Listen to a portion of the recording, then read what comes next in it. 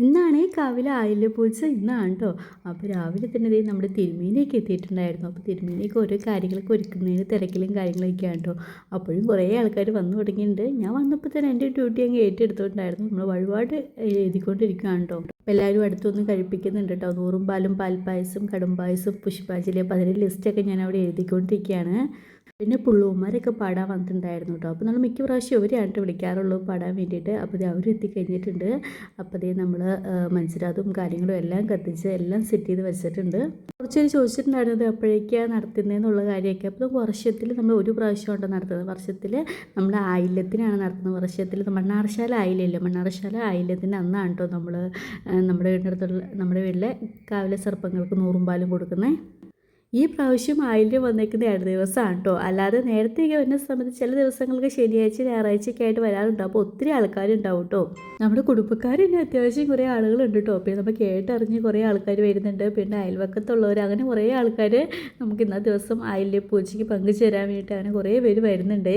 എല്ലാവരും ഇപ്പോൾ ഇതിന് തലേത്തെ ഒരു കുഞ്ഞു വീഡിയോ കണ്ടിട്ടുണ്ടാവും. അപ്പോൾ തലേ ദിവസം നമ്മൾ എല്ലാ കാര്യങ്ങളും ഒരുക്കി സെറ്റ് ചെയ്ത് വെക്കും കേട്ടോ.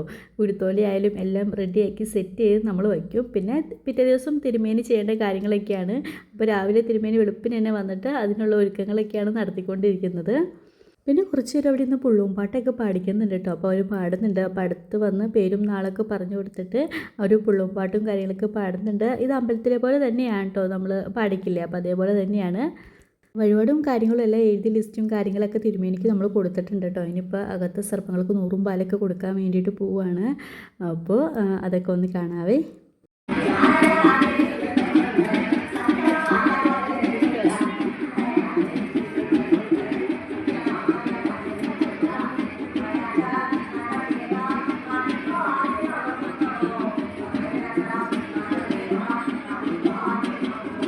നാഗങ്ങൾക്ക് നൂറും പാലും കാര്യങ്ങളൊക്കെ കൊടുത്ത് അവർക്ക് പ്രസാദവും കാര്യങ്ങളൊക്കെ കിട്ടി കേട്ടോ. അപ്പോൾ അത് കഴിഞ്ഞിട്ട് നമ്മൾ ഭക്ഷണം ഉണ്ടായിരുന്നു കേട്ടോ, പ്രസാദം കൂട്ടുണ്ടായിരുന്നു.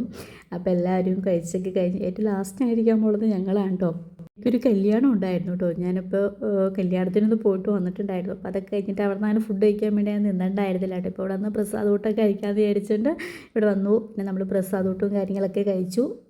ഇപ്പോൾ ഏകദേശം പരിപാടിയൊക്കെ തയ്യാറായിട്ടോ. അപ്പോൾ ലാസ്റ്റ് പന്തലിൽ ഇരുന്നത് ഞങ്ങളെല്ലാവരുമാണ്. എൻ്റെ അടുത്ത് അച്ചു വേണ്ടിയിരിക്കുന്നു. അച്ചുവിന് എക്സാം ഉണ്ടായിരുന്നു. അപ്പോൾ അച്ചു എക്സാമിന് പോയേക്കുമായിരുന്നു. അപ്പോൾ അതെല്ലാം കഴിഞ്ഞിട്ട് പിന്നെ ഫുഡ് കഴിക്കാൻ വേണ്ടിയിട്ട് അവളെ വിളിച്ചുകൊണ്ട് വന്നു. അപ്പോൾ നമ്മുടെ ഇന്നത്തെ ഒരു കുട്ടി വ്ളോഗ് എത്രയേ ഉള്ളൂ കേട്ടോ. അപ്പോൾ എന്തായാലും നെക്സ്റ്റ് വീഡിയോ ആയിട്ട്